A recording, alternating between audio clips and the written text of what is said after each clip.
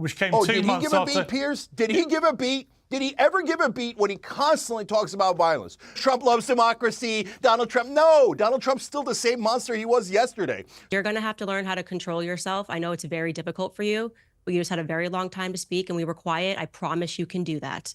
To behave, demonstrate like a toddler who is throwing his toys out of the pram when he doesn't get what he wants. And so, okay, just so you know, if you're going to call somebody else a lunatic, you shouldn't be behaving like one in the process. When you say, but Cenk, when you say these right-wingers are all nuts, do you understand the irony, given you just spent the last 10 minutes literally ranting?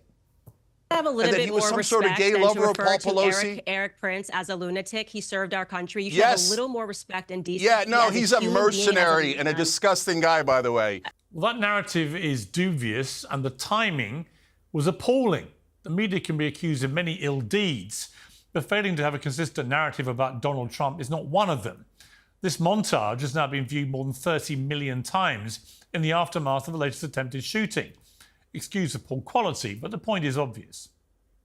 I just don't even know why there aren't uprisings all over the country, and maybe there will be. People need to start taking to the streets. This is a dictator. You know, there needs to be unrest in the streets for as long as there's unrest in our lives. Enemies of the state. Show me where it says that protests are supposed to be polite and peaceful.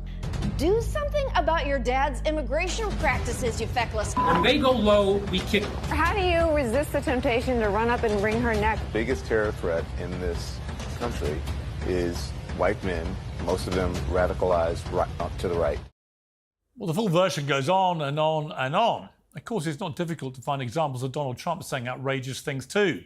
But there's no real value in me highlighting them because they play on the biggest TV news shows all day, every day. You will have already seen them. Everybody has. And right now, it's Democrats pushing the narrative that Trump, and only Trump, is to blame for the simmering and, in some cases, exploding tensions in American politics. Those tensions have almost got him killed, not once, but twice in just 2 months. Surely enough is now enough. There are many unanswered questions about Donald Trump's security. There's a very live debate about who is to blame for this dangerously febrile atmosphere and what should be done about it. There are questions, too, about an all-out war in the Middle East after Israel seemingly ignored the United States to launch an audacious attack on Hezbollah. 12 people are dead, including a child. Almost 3,000 were injured after pagers used by Hezbollah were remotely detonated inside Lebanon. Now even more blasts are hitting Beirut, with reports of an explosion at a funeral and hundreds injured by exploding walkie-talkies. We'll discuss it all with tonight's panel. I'm joined by the host of the Candace Owens Show on Spotify and Rumble, Candace Owens, the founder and CEO of the Young Turks, Cenk Uygur, and former Navy SEAL, author and founder of military contractor Blackwater, Eric Prince. Well, welcome to all of you. Cenk Uygur, there's a lot going on. I mean, the news cycle right now feels slightly insane. You know, you've got Donald Trump nearly assassinated again, twice in 2 months now. You've got apparently Israel launching this extraordinary attack across the whole of Lebanon on thousands of Hezbollah terrorists and, of course, wounding and potentially killing as well civilians in the process. So there's a lot to unpack here. What do you make of it?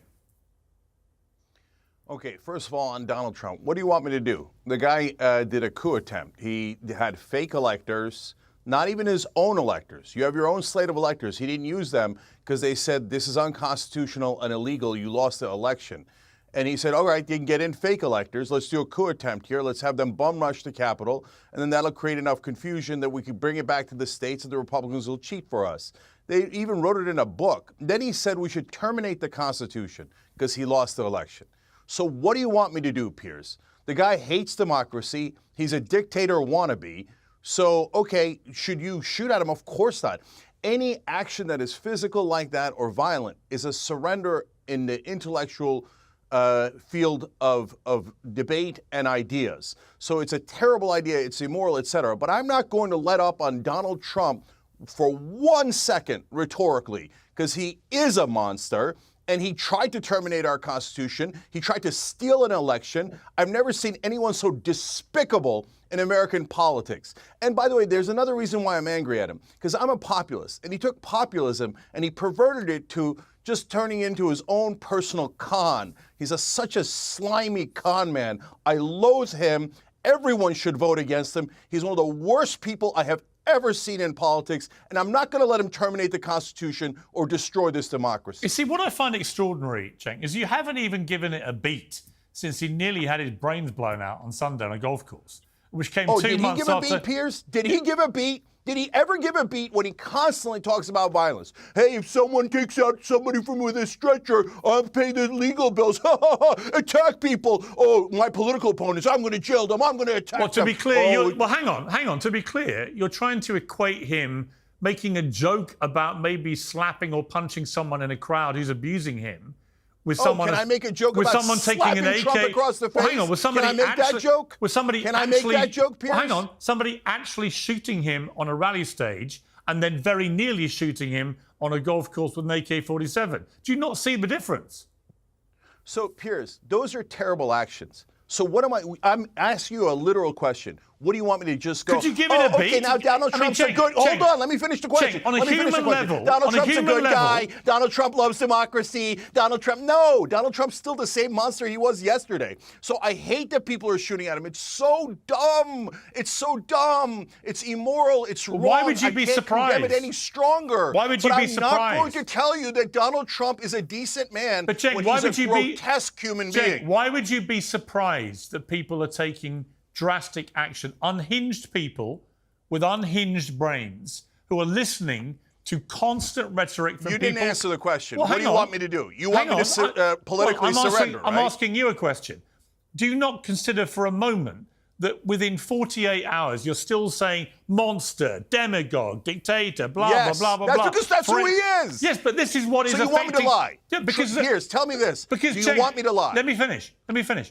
The shooter at the golf course, specifically in his recent social media posts, parroted Kamala Harris, saying that he was effectively an existential threat to democracy in America. You're doing the same. Does nothing make you pause? You're insane. Hillary Clinton's doing the same. Trump does it 2,000 times worse. Because you think he does it, your you great should do idea it too. is Democrats shouldn't. Your great idea is Democrats shouldn't campaign against your beloved Donald Trump because some moron, mentally unstable guy took a shot at him. Okay, or two of them did. You know what? I can protect Donald Trump. Ban assault weapons. That'll protect Donald Trump way more than any of say nice things about him. Now that some lunatic took some shots at him. Here, let me be super clear. If you're on the left. I know the right-wingers love their guns and Second Amendment remedy, and they've been riled up to do violence nonstop. But if you're on the left and you do any violence, you are not one of us. You're a stupid person who does nothing but make a worthy cause look immoral with your insanity. Never do violence. Is that clear enough? Or maybe when they constantly hear on the airwaves people like you and Hillary Clinton and others constantly depicting Trump as an existential threat to democracy in America. Piers, you're totally guilty. You're guilty. You're guilty. Because you support Donald Trump. And Donald Trump has done 2,000 times worse, and you know it. You won't even run it on this show. Okay. You won't even run it on this show because Donald Trump, what he says is so much worse than anything a Democrat has ever said about him. So you won't even run it on this show. So that's it. Are you telling Donald Trump, you better shut up? You better not say any of those gross things that you always say. You know that he joked about smashing Nancy Pelosi's husband's head in with a hammer. Yeah, and the truth One is, of his Cenk, lunatic fans tried to murder Nancy Pelosi's husband, and he's like, it's so funny. Here's Do the you problem. know that when they try to murder his vice president, Here's the problem, he then Cenk. turned around and said he deserved it. Here's the problem. He's a psycho, Here's and you the problem. defend him every day, Piers. Here's the problem. You have no idea what I've said about Trump when he's done these things. If you had, you wouldn't accuse me of not talking about them because so are I you always telling him do. To shut up? Because I always do. Are you telling him to shut up? I want to bring in Candace Owens here.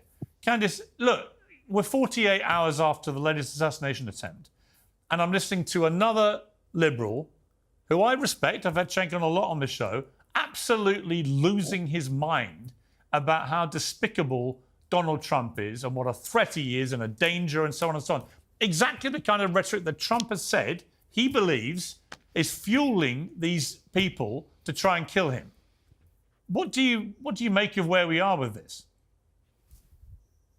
What I make of all of this is that if you are going to legitimately tell people that someone is a monster, that somebody is a dictator, that somebody is literally Adolf Hitler, if you're going to tell people that this person is a constant threat, why wouldn't somebody try to eliminate that threat?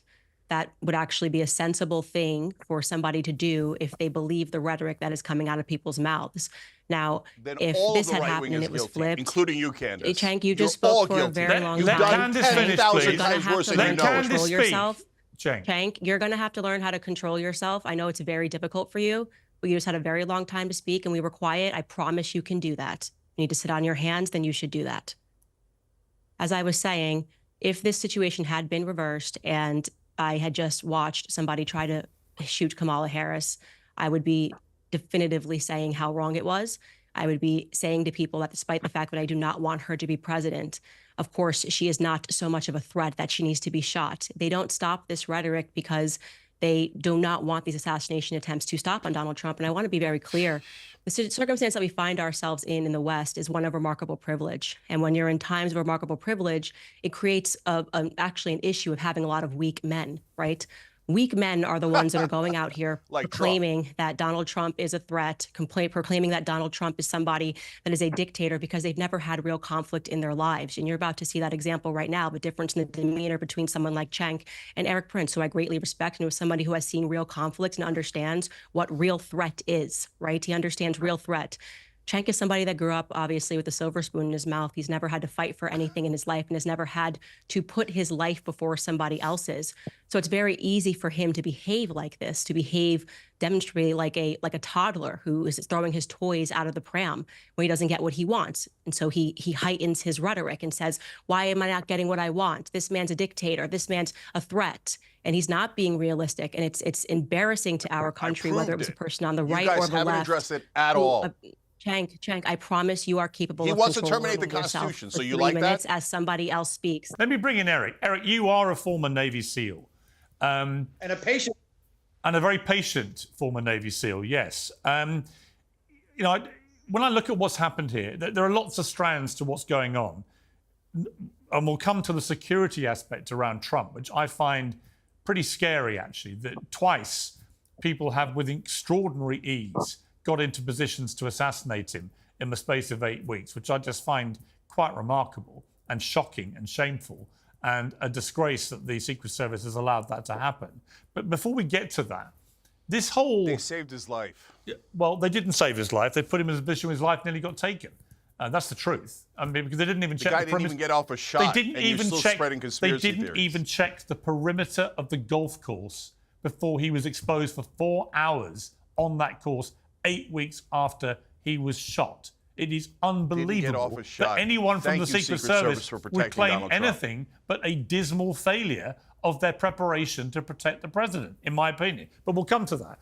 Eric, what do you make of this debate, which is raging right now, in this debate now, about the rhetoric and the responsibility of people who are on the airwaves, who are in public life, to dial down the rhetoric? Look, like the video clip you opened with, there's an enormous amount of apocalyptic language spoken by the left, saying he must be eliminated, he is Hitler, and that unleashes every left-wing crazy to authenticate themselves by saying, I'm going to be the hero. This guy, this Ruth guy on Sunday, who was there for 12 hours stalking Donald Trump with a high-powered rifle with a scope, with ballistic plates up against the fence. And what did he have up there? A GoPro. Why? He was trophy hunting. He wanted to be the savior of the left, to say, I'm the one that killed Donald J. Trump. Trophy hunting, Cenk, for people like you responding to words that you're putting out there. Why else would he have a GoPro? No, he wanted to get famous. You're totally right about that, Eric. And I hate that.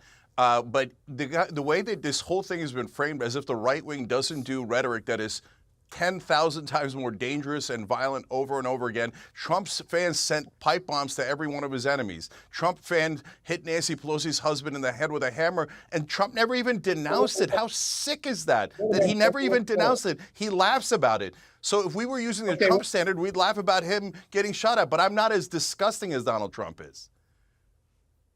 Nancy Pelosi's husband had an interlude with some bizarre gay lover. Trust me, he wasn't on the right. Oh my God, I'm on here with right. lunatics. I'm on here with lunatics and conspiracy wasn't on the theorists. right. I can't believe he just said that. And you're saying that the guy who smashed Paul Pelosi's head in wasn't on the right? Is that what Candace Owens, the lunatic, just said? Right.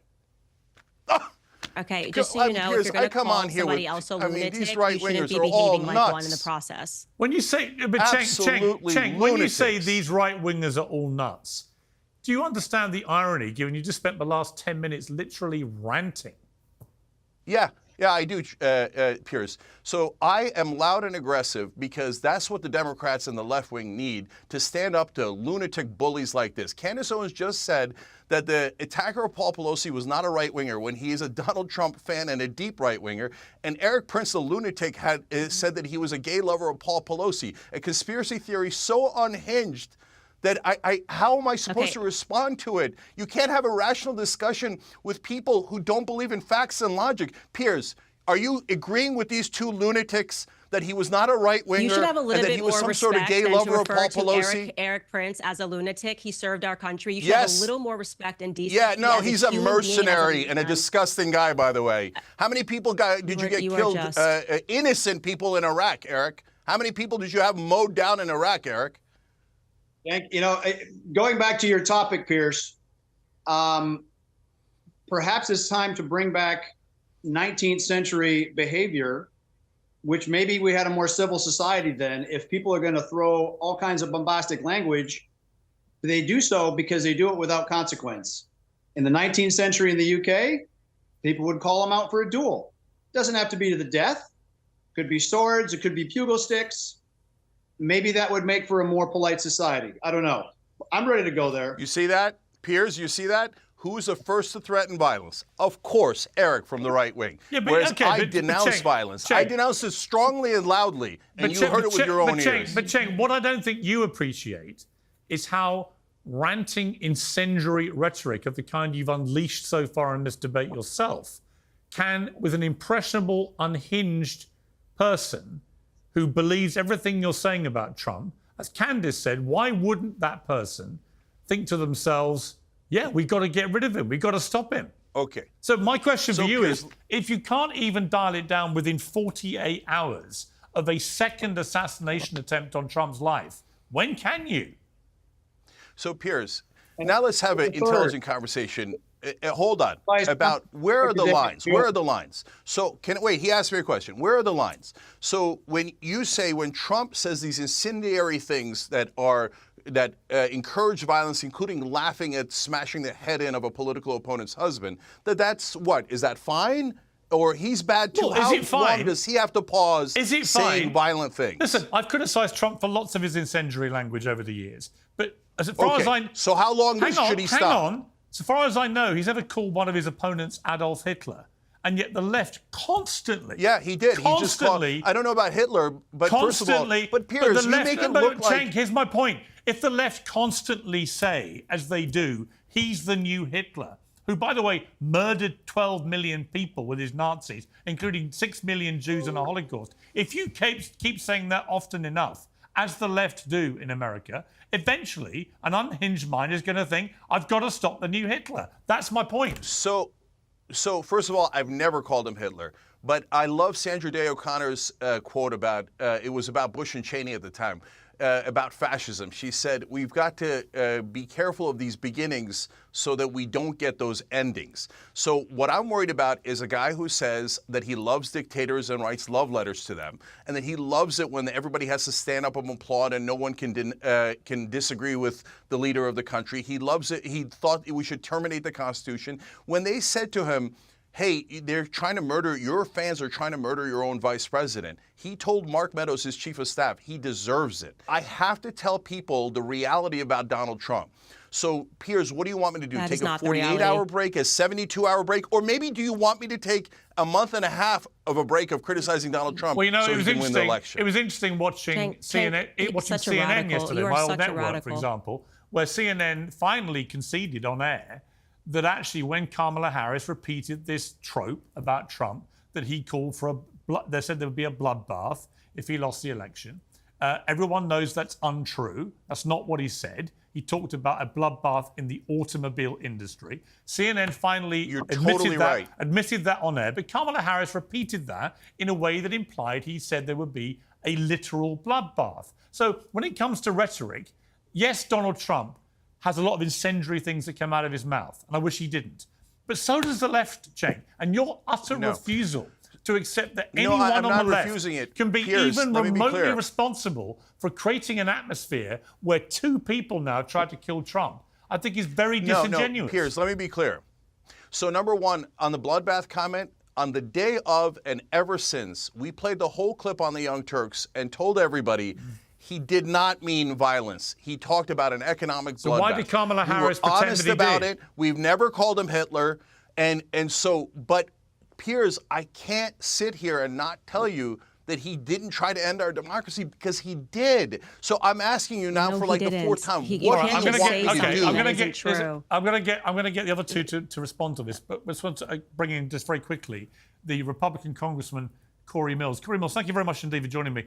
We're having a very Thanks so much for having me. We're having a very heated debate, ironically, about the heated debate raging around America, which may or may not have played a part in these two assassination attempts.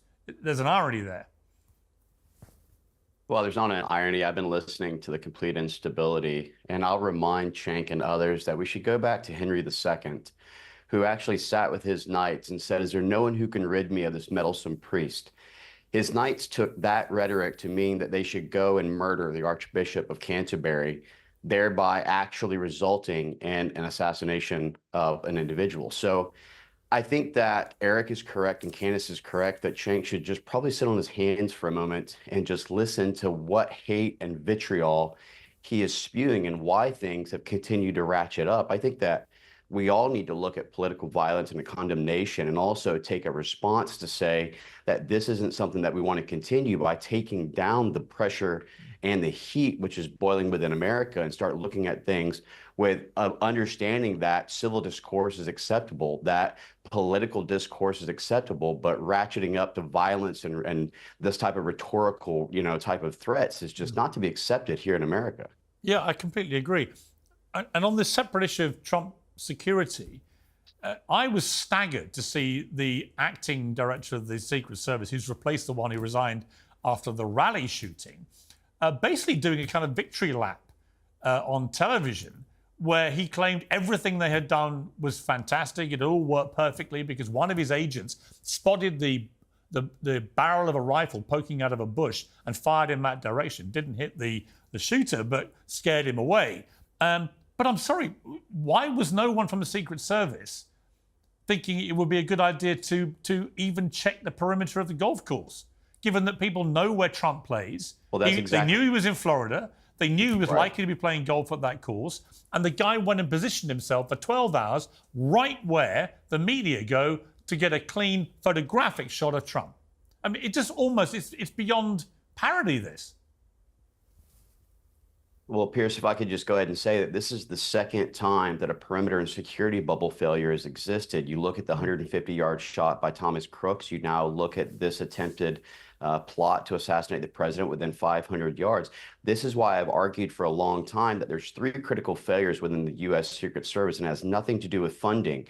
This has to do with the fact that, one, we have prioritized DEI over meritocracy, and two, the ability to conduct an actual threat assessment on a principle, that being the former President Donald Trump, and then looking at your threat mitigation strategy should not be dictated and determined by the title or the position you carry, but by the actual threat itself and what assets and resources are required to mitigate that threat. So the reality is while they're touting that this is a great success, as Eric can tell you, and look, I'm a United States Army combat veteran. I'd served in the 82nd. I've worked overseas on different protection details. I can tell you that the best way to mitigate a threat is to forecast it, to prevent it from occurring in the first place, not to play reactionary. And so extending out a perimeter bubble, guaranteeing the threat assessment and matrix of security mitigation, and guaranteeing asset resources should be the first priority. But we have poor leadership in the Secret Service, we have DEI reprioritization, and we have a failed strategy on how we actually allocate assets. I mean, I've known Trump nearly 20 years as a friend, and I am genuinely concerned about his safety. I genuinely fear that between now and the election, he could actually, someone could get successful. That these assassination attempts are coming, with alarming regularity. Two in 8 weeks. I mean, it's crazy. Well, that's exactly right. Not to mention the fact that you can't go ahead and assess the threat under President Trump to that of, say, a former president like Bill Clinton or Jimmy Carter. We have to look at the fact that President Trump is not only one of the most loved individuals, but he's also one of the most hated, and not just by the threats we've seen domestically, but that of the fatwa, which was declared by Iran after the successful counterterrorism strike by Qasem Soleimani and also Abu Mahdi al-Mohandes. The fact that he was successful in the elimination of Abu Bakr al-Baghdadi, the head of ISIS or Daesh. And so we have to start looking at the fact that while they can continue to try and claim that the incident that resulted on J6 was an incitement of violence through dangerous rhetoric, why can't we assume that the incitement of violence that resulted in the attempted assassination on January 13th or recently isn't of the same caliber, and why can't we treat it the same? And so, look, I've had multiple discussions with Eric. Eric's a longtime friend. He's a patriot, former Navy SEAL combat veteran.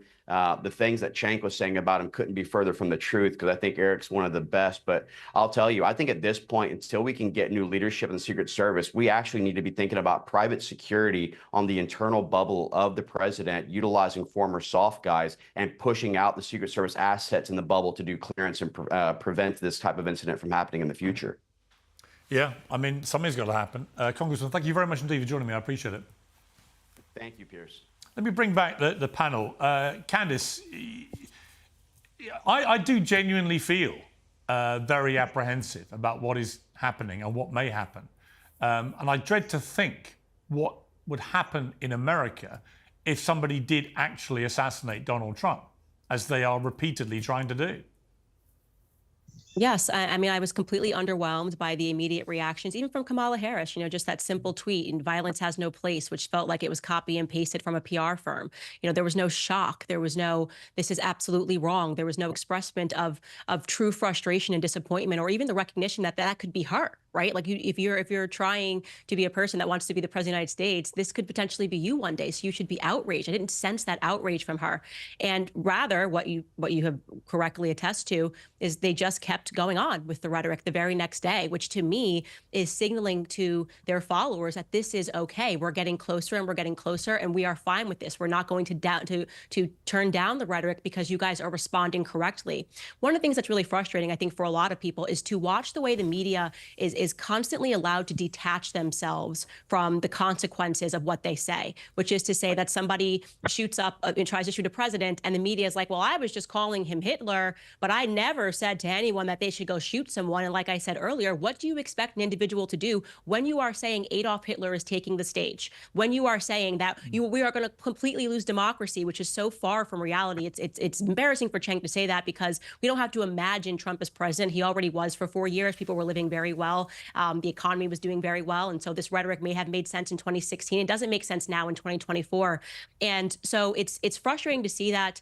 And I think what is good, though, is to allow people around the world to get this insight into what's happening in America, because you hear the left constantly purporting to be the side of peace, right? And then you watch someone like Cenk, right? And then you listen to people that are on the right, the awful people on the right. You listen to Eric Prince, you listen to me, and you're able to really comprehend who are the radicals in American society. Because you can scream peace, you can scream, oh, love is love all day, but you hear their rhetoric within 24 hours after a former president was almost shot, and they never dial it down. I mean, these people, I want and encourage violence all the time. You see, Cenk, here's the problem. If this was Joe Biden or Kamala Harris, who had had 2 attempts on their life in 8 weeks, the idea that you would not, if anyone on the Republican side used the kind of enraged, ranting rhetoric you've deployed in this debate today within 24 hours of it happening, that you would go completely nuts at the Republicans for doing that. Okay. So my thing for you is, you seem to think that the justification for all your rhetoric is that, well, Donald Trump does it. And that's kind of like the old school playground thing. Well, they did that, so I can do it. Where's your own moral line? Where's your line that says, we're going to be better than that? If you genuinely believe that is wrong, that incendiary rhetoric is wrong, why do you deploy it? So, Piers, no. The framing of this entire conversation is insane. So if somebody was just watching this conversation, they would think that I ordered an attack on the Capitol or that the left wing did. No, Donald Trump had a violent mob attack our Capitol, and then you make it seem like the left has the violence problem. And then I strongly and very loudly condemned any violence. Shooting at Donald Trump is the worst thing in the world. I can't be any clearer about it. But you don't any condemn, assassination attempt, condemn any violence, any physicality. Yeah, Hold on. You don't condemn any of the incendiary rhetoric. Let me finish my point. I condemn it as forcefully as I possibly can. And then what do the two right-wingers do? Neither one of them condemned the attack on Nancy Pelosi's husband. Instead, they came up with crazy conspiracy theories. And what does that do? It encourages their fans to go, oh, yeah, well, it's not a big deal to attack our political opponents. It's not a big deal to attack the Capitol. It's not a big deal to send pipe bombs to Donald Trump's political opponents. So they encourage this kind of violence 24/7. And on January 6th, we saw it in spectacular fashion. And then you're trying to reframe the debate as criticism of Donald Trump, legitimate political criticism of Donald Trump, is somehow the thing that's causing political violence in this country. No, it is 98% right-wing political violence. The 2% where it's the left wing, I hate it, I despise it, I condemn it. I can't be any clearer than that. Cenk, the only attempts on candidates' lives have both been against the same guy, who's the Republican nominee. So look, there are lunatics in this world. So those two guys are total lunatics. The first guy wasn't even a left-winger. This guy is totally unhinged from reality, voted for Trump in 2016. But it isn't about him being right-wing or left-wing. The point is that these guys are unhinged. So I don't want anyone taking shots at Democrats, Republicans, no, but you're not prepared to change the way you speak about Trump, but Piers, which you've he never believes answered my question. Is feeding you've and never fueling answered my it. question. So do you want me to do a unilateral political surrender for the rest of the election because some lunatic took a shot at Trump? No, but you know what? You could take a little bit longer than 24 hours perhaps, to consider whether the language from the left may have contributed to these attacks. Let me bring Eric in, who's been, again, waiting patiently. Eric, it seems to me America is in a dangerous place right now. Yeah, this is not a game. You've experienced actual warfare, and we're now seeing people taking weapons of war to rallies, to golf courses, to try and settle their differences with people by shooting them. And in this case, it's Donald Trump that they want to kill. This is not a good place. If your point of this panel was to explore the spectrum of political rhetoric, I think your guest in the middle box, Reps ipso loquitur, the thing speaks for itself. To call the January 6th such an insurrection, it would be the first insurrection in human history where people showed up unarmed. And if people are feeling nervous about the survival of their Constitution, about their vote,